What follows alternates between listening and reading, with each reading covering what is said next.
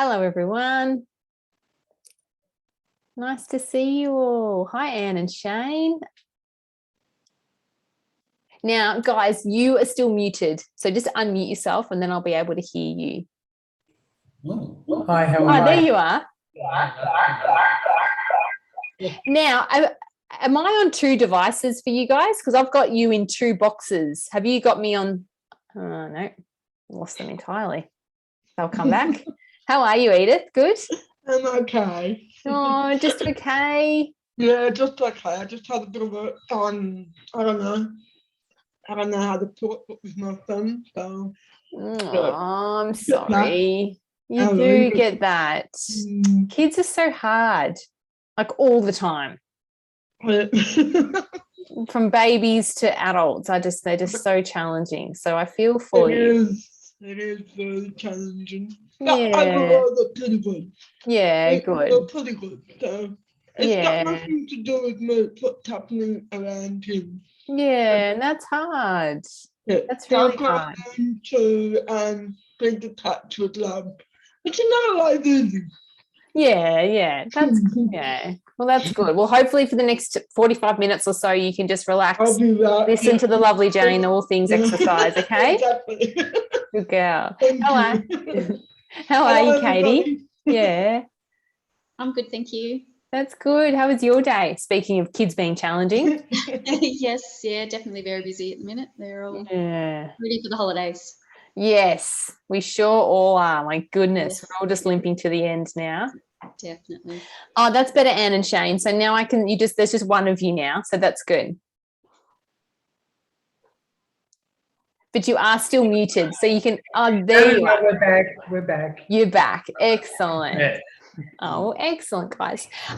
So tonight's session 3, and as you can see, I've got Jane here who... Oh, there she is. Can you see Jane? Yeah. So Jane is a physio, and tonight she's going to be the one delivering all the information on physical activity and exercise. So just before she gets started, though, she'll become the host.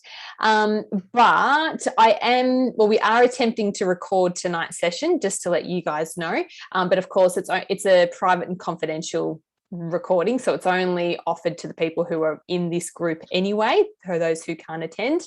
And as well, Jane will also mention at the end of her session, but normally we would wait 2 weeks to have our session 4. However, I'm going to run it next Tuesday night, simply for the fact of Christmas is looming and it's just going to start to get way too hectic. So we will have session 3 tonight, and then we will have session 4 next Tuesday night. Okay. But of course I will send out the Zoom details on Friday, and I'll send you the text message and do all those things that you guys are used to. Hi, Ange, how are you? You good? Yeah. Hey, Katie. Was that you that just messaged me saying, yeah, okay, good. Yeah, I got stuck in the waiting room. Yeah. Oh, I'm so glad that you could get out of that waiting room. That's good, that virtual one. And so I was just saying that Jane tonight, the lovely Jane, the physio, is going to run the session. And I'll be recording the session as last time. And yes, that we're having session 4 next Tuesday night, not in a fortnight's time. Okay. So just let me share. I'm going to make Jane the host.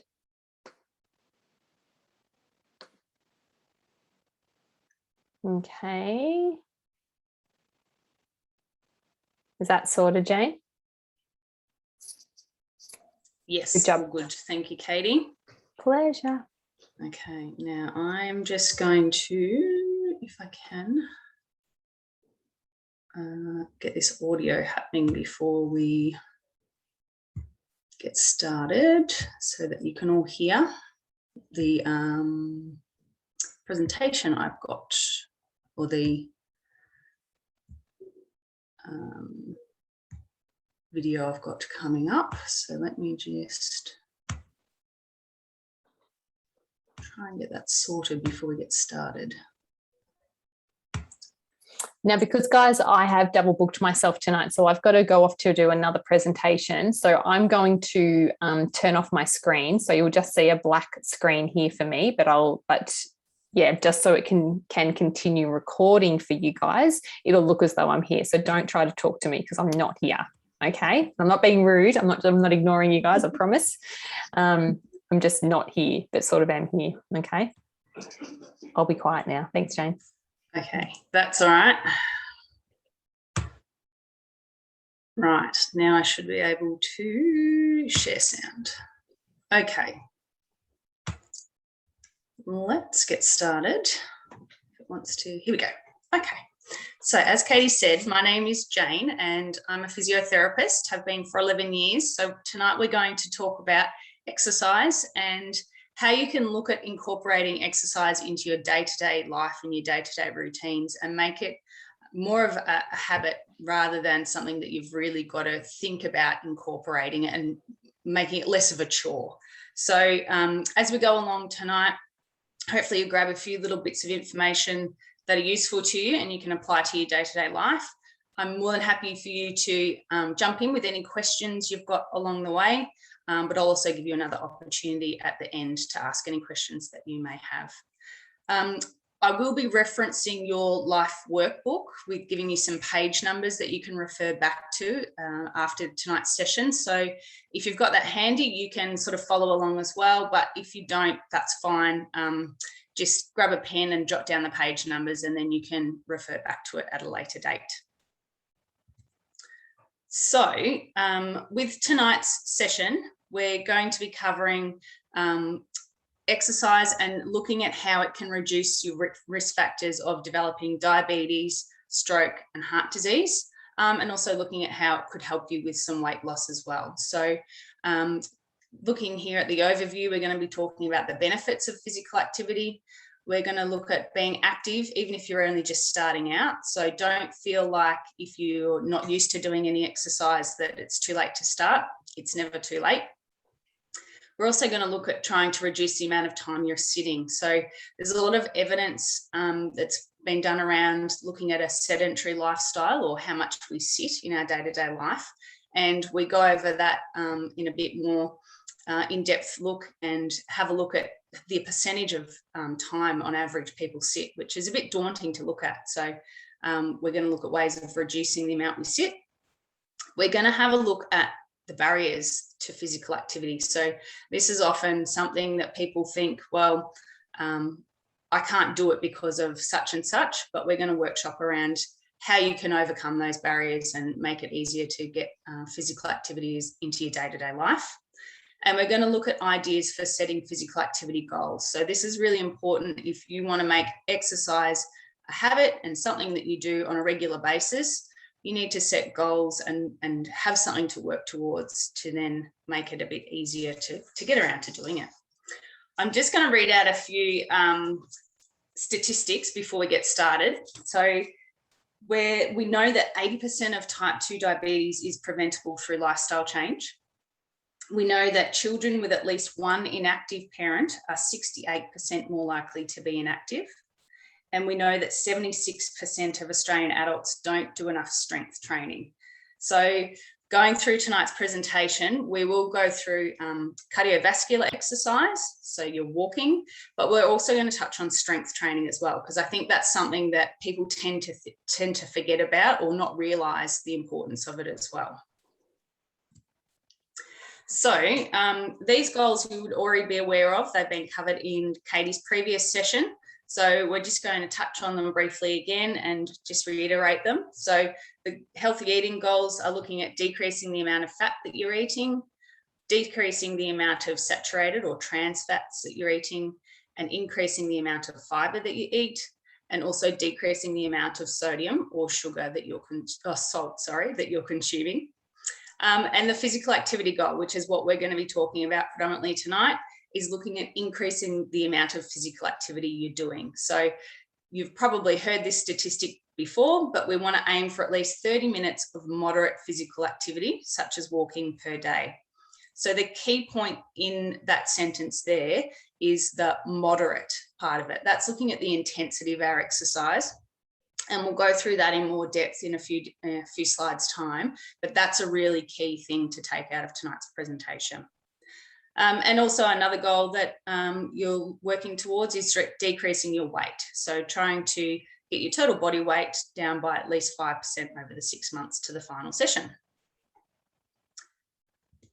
So being inactive, only if you're just starting, as I said before, we've got lots of evidence and research behind the importance of physical activity and why we need to do it. But these dot points here reiterate it. So it helps to reduce the risk of type 2 diabetes, helps to prevent heart disease, stroke, high blood pressure, and some forms of cancer. Exercise helps to build and maintain healthy bones, muscles, and joints, and it can also help to decrease our risk of injury. And a really important point, this final one, is it promotes psychosocial well-being. So participating in physical activity helps to release our happy hormones or our endorphins, which helps to boost our mental health. So if people, you're feeling down, you might have mental health problems, depression, anxiety, things like that, or you're just having a flat day all round, doing some exercise can really help to boost your mood and make you feel better overall. So it's not just those benefits of the high blood pressure and the diabetes and the heart disease, it's also our mental health as well. Okay, so the benefits of physical activity, you've probably gone through all these risk factors with Katie in the last session, but participating in physical activity helps to decrease all of these risk factors. So your obesity, your waist circumference, your insulin resistance, your blood pressure, and your serum triglycerides. But most importantly, it helps to increase our HDL cholesterol, which is our good cholesterol. So looking at those risk factors that can bring on stroke, diabetes, heart disease, participating in physical activity can help to decrease all of those risk factors. So it's really important that we start getting it into our day-to-day routine and really getting in that cardiovascular and our strength training to help decrease these risk factors even further. So the physical activity guidelines that are put out by the Heart Foundation stating that doing any physical activity is better than doing nothing at all. So if you think that you've done nothing now, well, it's too late to start, the damage has been done. That's not true. The older that we get, the more important that it is to start doing physical activity. So you're never too old to start, and you're never too unfit to start as well. So looking at being active on most or preferably all days of the week. Again, you don't have to, go out and do a big 30-minute session in one go. You could look at breaking that up into, 2 15-minute sessions if that works better for you, or even 3 10-minute sessions. So looking at how that you can get that activity in on most days is really where the benefits are. Looking at doing 2.5 to 5 hours of moderate intensity, or 1.25 to 2.5 hours of vigorous intensity physical activity each week. So as I mentioned before, that moderate intensity is really important, and we'll go through a little bit later what that actually means and how you can work out what intensity you're working at. And doing muscle strengthening exercises at least 2 days each week. That's really important to start incorporating into your routine. They don't have to be, you can do more than that if you want to, but that's looking at the minimum is 2 days a week. So as I mentioned before, sedentary behavior, there's a lot of research around that, and looking at minimizing the amount of time spent in prolonged sitting. So we want to try and get up and have breaks as often as possible. They do recommend that every 30 to 60 minutes, you get up for at least a 30-second to 1 minute break and move around. So particularly if you're at a desk job that you might be sitting for hours on end, every half an hour, just get up, go and grab a glass of water, or, go and have a toilet break, get up to the photocopier and get your printing, that sort of thing. Just something to get up and move around is really important. So as I said, intensity, that's a really key word to be thinking about when you're doing physical activity. Intensity can be broken down into low, moderate, or vigorous. As I've said, moderate is where we're aiming to be working at. So the easiest way to work out what intensity you're working at is with this, what we call the talk test. So if you're working at a low intensity, you can talk and sing and breathe normally when you're doing any any activity at all. So that might be if you're window shopping or doing your groceries, walking around, that sort of thing. You're not really exerting much effort at all. Moderate intensity, where we want to be working, is you can talk but not sing. So when you're walking, you're doing a bit of a brisk walk. If you're walking with a friend, you can still maintain a conversation, but you're starting to feel that you're puffing a little bit. You can start to feel your heart rate rising a little bit. So again, you're not really huffing and puffing, but you can feel those changes in your body when you are exercising. Vigorous intensity, so that's probably quite obvious to you. You can't say more than a few words without having to take a breath. So you're playing a sport, you're going for a run, you're doing something that's really making your body exert a lot of effort. You don't have to work at a vigorous intensity to get the benefits of physical activity. So that's probably the really important part to take out of tonight, is that you don't need to be a runner, or you don't have to go out and play a game of football or netball or anything like that to get the benefits of the physical activity. So you don't have to be a gym junkie to be getting those benefits to reduce your risk of diabetes, stroke, heart disease. With the strength training or resistance training, it's a physical activity that makes your muscles work against a weight or a force. So the Australian guidelines recommend that we do strength training activities at least 2 days each week.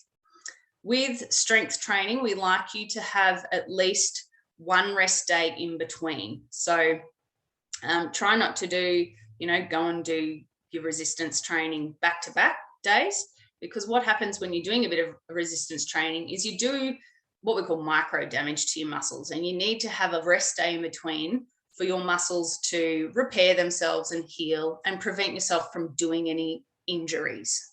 So really important with your strength training, have at least one rest day in between. Some things you can do to build your strength using your own body weight. So that could be something like squats or lunges or heel raises, really simple activities that you don't need any equipment for. I'll show you a video next that goes through some of the really basic exercises that you can do at home. I guess the main thing we want you to take out of this presentation is that you don't need fancy equipment, or you don't need to go to expensive gyms and things like that to be able to do these activities. They're designed to be able to do in your own home at your own pace whenever it suits you. So that's making it being more flexible, that it can fit into your day-to-day routine. Therefore, you're then more likely to continue on with it in real life.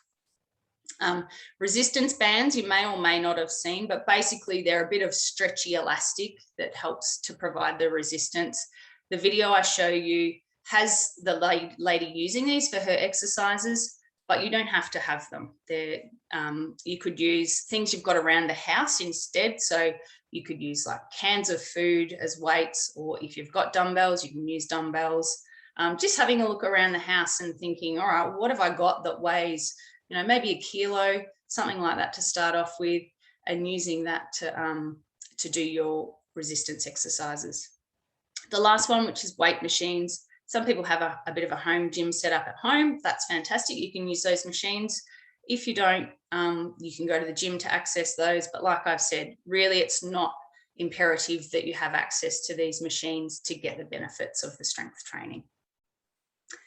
With strength training, it's measured a little bit differently to how we measure our cardiovascular exercise. So with cardiovascular exercise, they say, do it in a 30-minute block or a 15-minute block. It's sort of a time frame. With strength exercises, we do what's called repetitions. So, you lift the weight once, that's one repetition, you lift it twice. So you count how many repetitions you're doing, and you want to aim for about 10 to 15. And you want to feel a little bit of fatigue in that muscle. So We don't recommend that you go and do a 30-minute block of resistance training because that'll, really fatigue you, but you want to do each exercise, say 10 to 15 times, and count it in that respect more so than a time frame. Okay, so fingers crossed the video works. I will have a bit of a disclaimer on it. It's a bit old-fashioned. She's from Britain, so she's got a bit of an accent, but she just shows us some really lovely, simple exercises to do that you can do at home.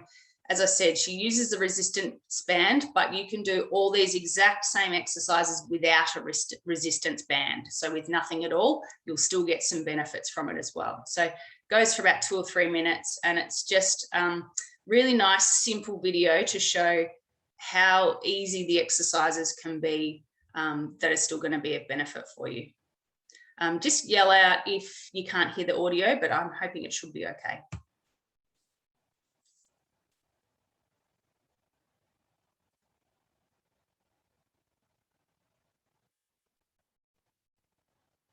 There's no audio yet. Hello, my name's Lisa Purcell. I'm the physical activity expert at the British Heart Foundation. I'm here today to take you through some exercises with these stretchy bands called resistance bands.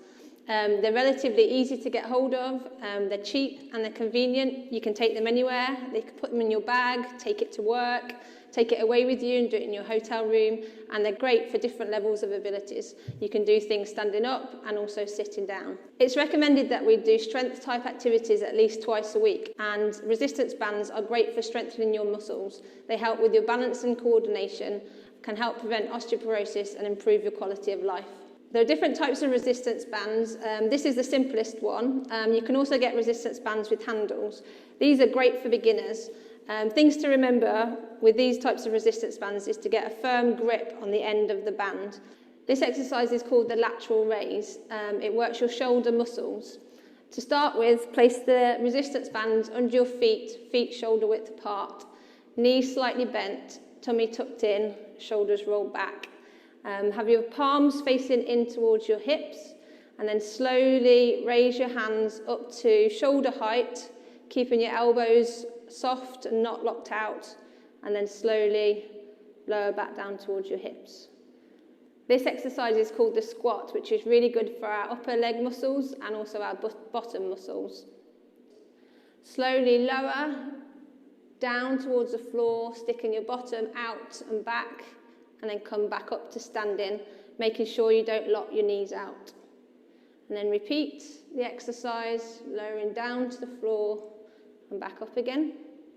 This exercise is called the bicep curl and is good for the muscles at the top of our arms.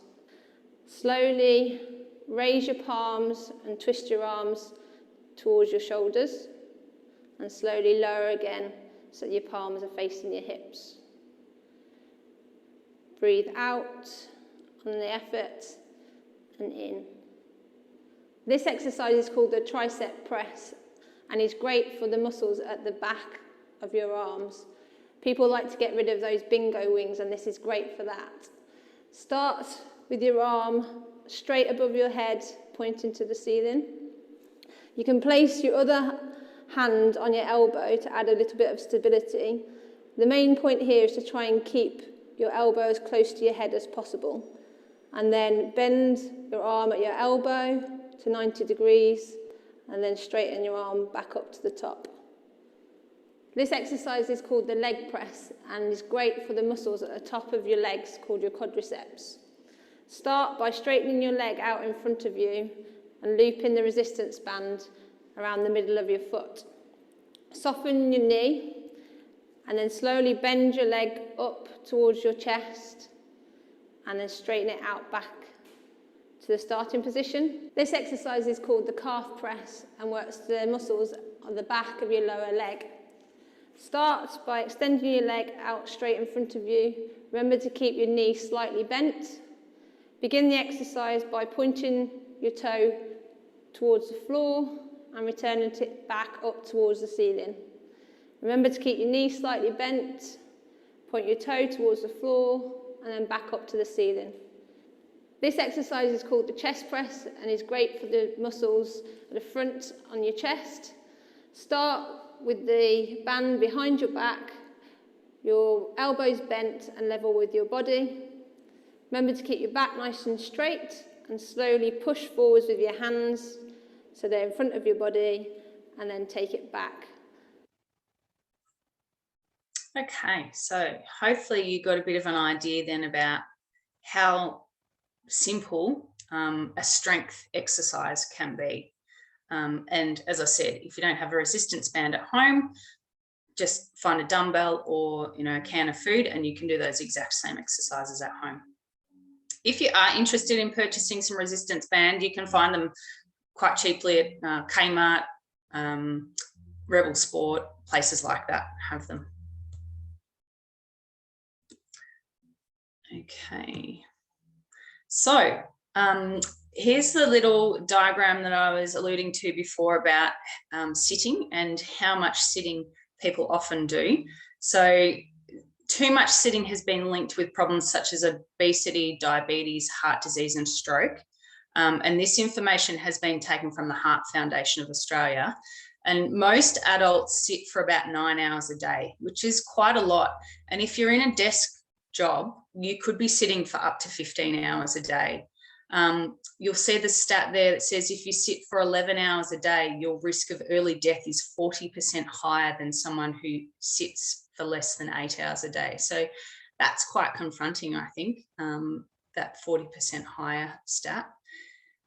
I often have people ask me, I'm a nurse or I'm a waitress, I'm on my feet all day, I'm constantly moving, surely that's enough physical activity for a day.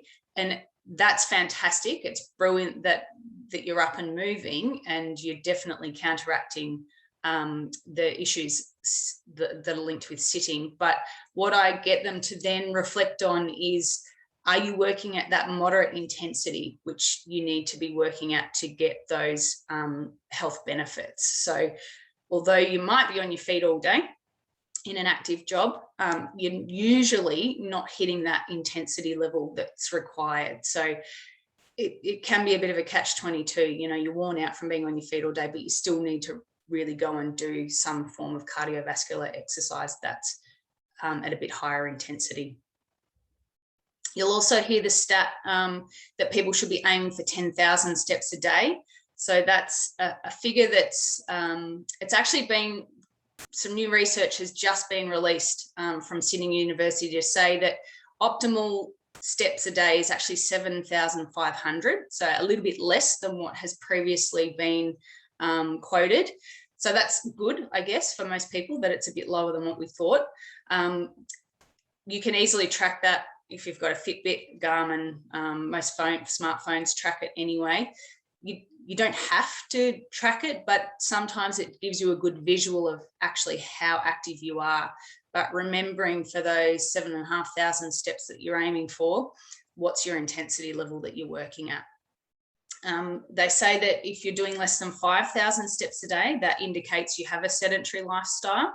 And if you're doing between 4,500 to 6,000 steps, that's considered the absolute minimum to avoid any risk of metabolic disease. So, but as I said, the optimum is about 7,500 steps. So looking now at the barriers to physical activity, and I think this is something that we can all fall into the trap really easily about coming up with different excuses as to why we can't exercise. This particular list is on page 70 of your workbook. And I think it's something that's a really good activity to do, is to sit down and work out exactly what barriers are for you to getting involved in physical activity. Because once you can label the barriers, then you can look at working around how to avoid those barriers or overcome them. So, often people say, I'm too busy to do physical activity, or I'm too busy to do a 30-minute block of it. That's where we then say, all right, we'll break it down into 2 15-minute blocks or 3 10-minute blocks. So maybe in your lunch break, you could spend half of your lunch break eating, and then you could go for a walk for the second half of it. And then that means, before or after work, then you've only got 15 minutes left to get in for that day. So once you can identify what your specific barriers are, then you can overcome them. You might, if we're going down the list there and pick out a few of them, I don't have anyone to go with. If it's a social thing for you and it's motivating for you to go with someone else, maybe that's a good indicator that you need to go to a gym and go to a set class that there's other people in, that you can get that social outlet as well. If the weather is too hot or too cold or raining, maybe that's your strength training day and you do a few of those really simple exercises that you saw on the video in your lounge room. With the strength exercises, a great way to fit those into your daily schedule is at night after you've had a busy day and you're sitting down in front of the telly, maybe say, all right, well, the next ad break that comes on, I'm going to spend that whole ad break doing some strength exercises. So you can sort of work them into your day-to-day life. With the one down the bottom, it's too hard to change. We're going to talk about goal setting a little bit later, so that then will help you overcome that. Yes, Edith. That too busy and all that. What if you're not well or back pain? I had a lot of trouble walking, and I've had a lot of trouble walking for the last 6 years, and I'm found the right physio, and I've got a lot more hope now to keep myself going, but I still struggle with it. Yes, it's a work in progress. I think you're definitely on the right track. Seeing a health professional if you've got an injury or you're experiencing pain is really important. If you feel like that the things you're doing aren't working, that's when you need to seek someone else's advice. And then hopefully with their assistance, you can look at what particular activities are appropriate for you to do. So if walking's painful, maybe going into the pool and doing some hydrotherapy, maybe that's more beneficial for you and it's less painful. So a really good point, Edith. If you're struggling with a particular thing, go and see a specific health professional about it. All right, so here are some ideas of different physical activity things that you could do. So things that are classified generally as moderate intensity physical activities. So doing 2.5 to 5 hours each week of them could be brisk walking, swimming, tennis. You're more vigorous. So if you're increasing the intensity of your exercise, you get to do less of it, or you can do less of it to get the same benefits. So then it drops to 1.25 hours to 2.5 hours of exercise each week if you're vigorous intensity. So that could be jogging, fast cycling, or your sports like netball, football. Your strength training activities, so 2 sessions a week of these could be something simple like the exercises you saw in the video.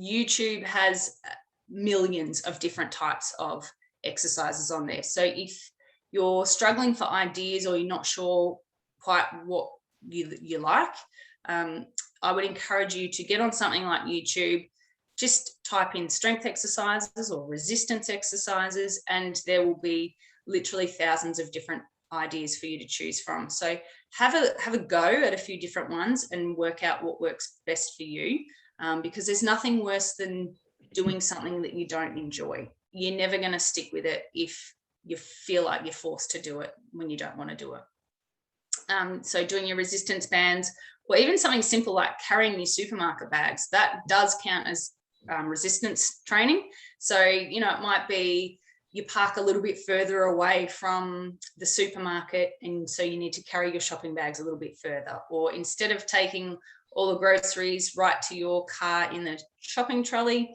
you might leave the trolley at the front of the supermarket and carry your bags to the car. So thinking about little ways like that, how can you incorporate it into your day-to-day life, will make it more successful to continue with it.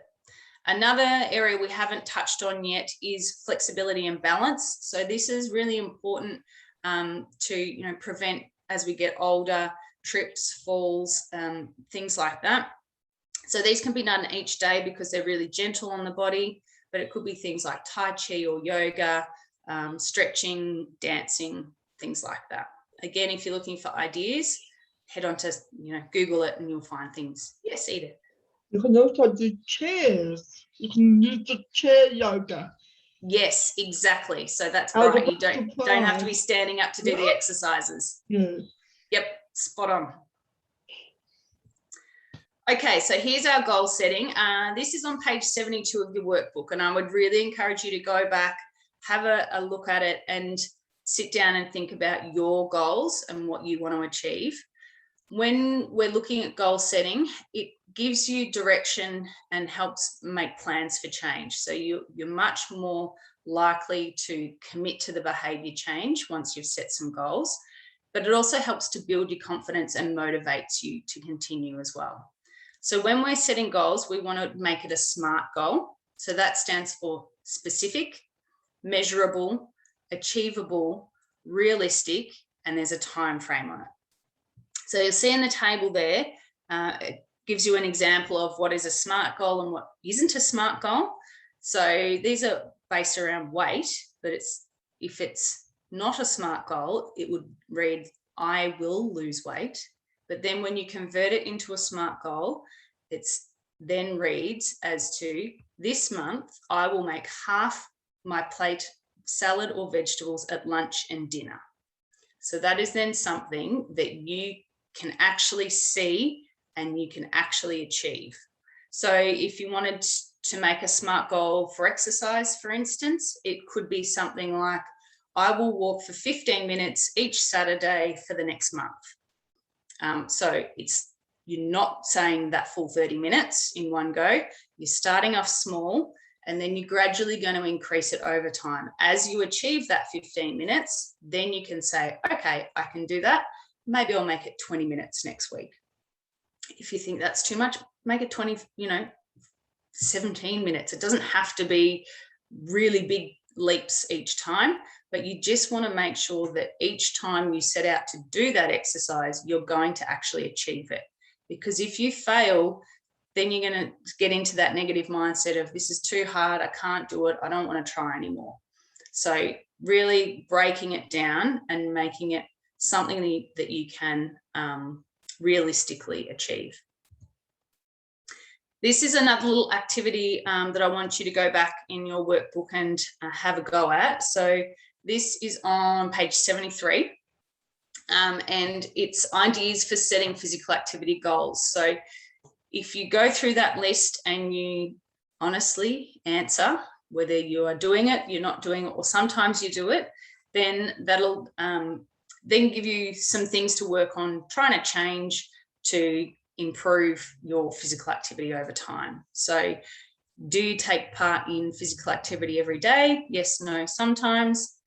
Does your physical activity add up to at least 30 minutes a day? Yes, no, sometimes. So just going through each of those will then give you an indication of how well you're traveling at the moment, but also what sort of things you need to then continue to work on in the future, with the ultimate goal of increasing your physical activity amount to that 30 minutes of moderate intensity physical activity most days of the week, if not all days of the week.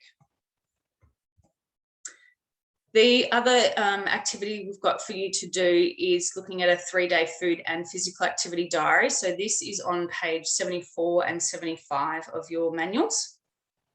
And you'll see there that you're going back to the goal setting and you're thinking about incidental activity and what you're doing each and every day and how you can ensure that you're active each and every day. So this is then looking at, you really want to be specific with this. So you'll see in the example there of the food diary that it's got for what you've eaten, 1 cup of cornflakes with half a cup of full cream milk. So you're being really specific about all the details of what you're consuming. So the same thing goes for your physical activity. You want to name what type it is, so whether it's walking, whether it's a strength-based exercise, how much of it you're doing and what intensity you're doing it at. So it's really important to look at all the aspects of the physical activity rather than just saying, I went for a 30-minute walk. How hard were you working? Were you going up hills? Was it all flat? If it's strength training, what particular exercise were you doing? How many repetitions of them? and were you using a resistance band or a weight when you were doing it? So then it gives you an indication of what you can change and add and improve from there on. Okay, so wrapping up this session, the key messages that hopefully you've taken away from tonight are planning to reach your physical activity goals makes it more likely that you'll succeed. So doing your SMART goals. And you don't have to be young, healthy and fit to be physically active. There is a type of exercise for everybody out there. So it's just a matter of finding what works for you, what you enjoy, and then you're much more likely to continue to want to do it.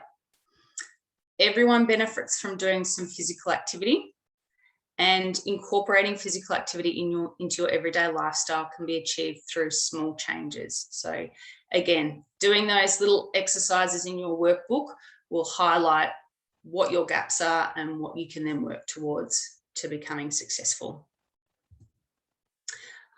For next session, Katie needs you to do a little bit of homework for her. So she wants you to save some shopping lists or dockets, any restaurant menus, and bring them along to next session. It only gives you a week to do that, but I think you should all be able to rustle up a few bits and pieces to bring along. And if you want some extra reading on any of the information that's been provided tonight, the Heart Foundation is a fantastic resource. You can just look them up online. They've got lots of great resources that you can refer back to. I'll get Katie to send out, and with her email, some links, some websites that you can look up to get some more information. And just some local places for physical activity if you're interested in joining something that might give you a little bit more motivation. So Park Run is something that's done all over the country. It's free. It's usually a 5-kilometre course, and you can complete it in your own time at your own pace. So even though it's called Park Run, you can definitely walk it. You certainly don't have to be fit to attend. It's a really nice social outing as well. So if that's something that appeals to you. There's a new program that's just started in Shepparton called Live Life, Get Active. It's only been running since September here in Shepparton, but it is run across quite a few sites in Melbourne too, if you're not from Shepparton. The website's there, but I'll get Katie to send it to you. It's a free program as well. It's run, the one in Shepparton's run by an allied health assistant who, once you register on the website, she'll contact you and do a bit of a health assessment, an exercise assessment, and work out what your current level is. And it runs 4 nights a week at 5:30, so Monday, Tuesday, Wednesday, Friday, at Queen's Gardens in Shepparton. And 4 of those nights are like a more a cardiovascular type program, and then the Friday night is a Tai Chi session. So again, just a free group that's run for anyone who wants to join in. As I said before, Heart Foundation is a fantastic resource. The website there, Katie will send to you. It's got a walking program, a 6-week walking program that you can join up to free of charge. And it sends out weekly emails of ideas of exercises you can participate in. So very similar to the video I showed you tonight. It'll send out videos like that then you can do in your own time at home. Or if you're so inclined, you could go to the gym or get a personal trainer. What I would say is if you are going to the gym and you've never been before, book a session with one of the gym staff. They'll do a free fitness assessment. They'll also teach you how to use all the equipment. So I think that's the biggest part of going to a gym if you've never been before. Make sure that someone shows you around and teaches you how to use everything so that you don't injure yourself, because I think that's a really big factor for why people don't go back to physical activity is if they happen to injure themselves, it puts them off trying again. So make sure you get some advice if you need it. And as Katie said, the next session is actually next week, next Tuesday, the 14th of December, but she will be in contact with you. Any questions? With the activities, outdoor activities, how does it work with COVID? So I know the Live Life Get Active program has been run on Zoom since it started, but I wouldn't be surprised if they're now actually doing it in person because it's an outdoor program. Same with Park Run. I think with the current COVID restrictions, they should both be right to be running to their normal capacity. Yep. Okay, thank you. Any other questions? I'll stop sharing that. No? Well, thank you all very much for listening. Hopefully you got a few little hints and tips out of tonight. And as I said, go back when you get a chance and do those activities in your workbook, and then hopefully that'll get you a bit more motivated to increase your activity levels if you're not already at it. If you're already there, that's fantastic, keep it up. But yeah, if you need some help, then refer back to that book. Very good. If there's no other questions, I'll let you go and enjoy your evening. Thank you, Jane. Thank you. Thank you. Thank you. No problems. Thank you. Good night. Night.